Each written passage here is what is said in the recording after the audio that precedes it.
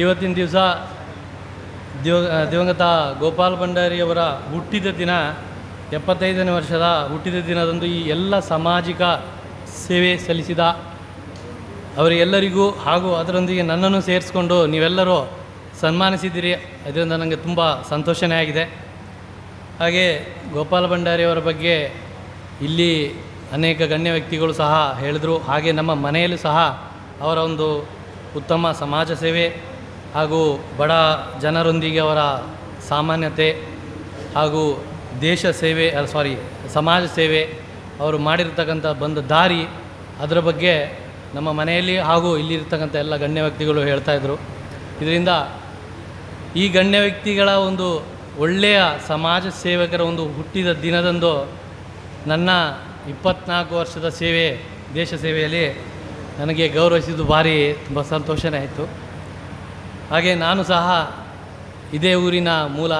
ನನ್ನ ಅಜ್ಜ ಅಜ್ಜಿ ಹಾಗೂ ನನ್ನ ಮೂಲ ಇದೇ ಕಳ್ತೂರಿನಲ್ಲಿ. ನಾನು ಬೆಳೆದಿದ್ದು ಆಗುಂಬೆ ಹೊಸೂರು ಗುಡ್ಡಕೆರೆಯಲ್ಲಾದರೂ ನನ್ನ 24 ವರ್ಷ ಸೇವೆಯಲ್ಲಿ ಕೇವಲ 15 ವರ್ಷ ಸಹ ನಾನು ಈ ಹೆಬ್ರಿಯ ಆಸ್ಪಾಸಿನಲ್ಲೇ ರಜಾ ದಿನಗಳನ್ನು ಕಳೆದೀನಿ. ಯಾಕೆಂದರೆ ನನ್ನ ಧರ್ಮಪತ್ನಿ ಆಶಾಲತಾ ಇದೆ ಚಾರಾವಳು ಮುಂಡನವರು ಆಗಿರ್ತಾರೆ.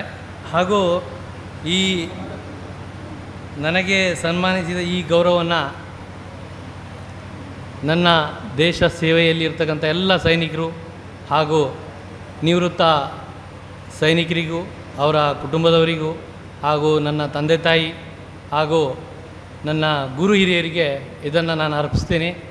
ಹಾಗೆ ನಿಮ್ಮೆಲ್ಲರ ಒಂದು ಆಶೀರ್ವಾದ, ಅಪಾರ ಪ್ರೀತಿ ಈಗ ಗಡಿಯಲ್ಲಿ ಸೇವೆ ಸಲ್ತಿರ್ತಂಥ ಎಲ್ಲ ಸೈನಿಕರ ಮೇಲೆ ಇರಲಿ ಅಂತ. ಯಾಕಂದರೆ ಇವಾಗೆಲ್ಲರೂ ನೋಡಿರ್ಬೋದು ಸಹ, ಹೊರಗಡೆ ಮಳೆ ಗಾಳಿ ಬರ್ತಾಯಿದೆ. ಆದರೆ ಏನು ಹೈ ಆಲ್ಟಿಟ್ಯೂಡ್ ಮೇಲೆ ಹೋಗ್ತಿದ್ದಂತಲೇ ಅಲ್ಲಿ ಈಗ ಐಸ್ ಬೀಳ್ತಾ ಇರ್ತದೆ. ಅಲ್ಲಿ ನೀವೊಂದು ಸ್ವಲ್ಪ ಒಂದು 5 ನಿಮಿಷಗಳ ಕಾಲ ನೀವು ಅದರ ಬಗ್ಗೆ ಒಂದು ಸ್ವಲ್ಪ ಯೋಚನೆ ಮಾಡಿದ್ರೆ ಅದ್ರ ಬಗ್ಗೆ ನಿಮಗೆ ಅನಿಸಿಕೆ ಗೊತ್ತಾಗುತ್ತೆ ಹೇಗೆ ಏನು ಅಂತ. ಇದರಲ್ಲಿ ನಿಮ್ಮೆಲ್ಲರ ಒಂದು ಆಶೀರ್ವಾದ ಅವರ ಮೇಲೆ ಇದ್ದರೆ ಅವ್ರಿಗೆ ಇನ್ನೂ ಸಹ ಹೆಚ್ಚಿನ ಶಕ್ತಿ ಬರ್ತದೆ ಅಂತ ಹೇಳಲಿಕ್ಕೆ ನಾನು ಬಯಸ್ತೀನಿ. ಹಾಗೆ ಮುಂದಿನ ಯುವ ಜನತೆಗೆ ಒಂದು ಮಾತು ಹೇಳಲು ನಾನು ಅವಕಾಶ ಪಡ್ತೀನಿ. ಏನಂದರೆ, ಕಾನೂನಿನ ಚೌಕಟ್ಟಿನಲ್ಲಿ ಬರ್ತಕ್ಕಂಥ ಎಲ್ಲ ಕೆಲಸಗಳನ್ನು ಭಾಳ ಹೆಮ್ಮೆಯಿಂದ, ಸೃಷ್ಟಿ ದೇಶಭಕ್ತಿಯಿಂದ ಮಾಡಿ, ಹಾಗೆ ಸಮಾಜದಲ್ಲಿ ಇರ್ತಕ್ಕಂಥ ಎಲ್ಲ ಗೌರವ, ಹಿರಿಯ ವ್ಯಕ್ತಿಗಳಿಗೆ ಗೌರವ ಕೊಡಿ. ಹಾಗೂ ಊರಿನ ಮನೆಯ ಅಕ್ಕಪಕ್ಕದಲ್ಲಿ ಗಿಡ ಮರಗಳನ್ನು ಬೆಳೆಸಿ ಅಂತ ಹೇಳ್ತಾ ಈ ವೇದಿಕೆಯಲ್ಲಿ ಮಾತನಾಡಲು ಅವಕಾಶ ಕೊಟ್ಟಂಥ ನಿಮ್ಮೆಲ್ಲರಿಗೂ ನನ್ನ ಧನ್ಯವಾದವನ್ನು ಹೇಳ್ತಾ, ಜೈ ಹಿಂದ್, ಜೈ ಕರ್ನಾಟಕ.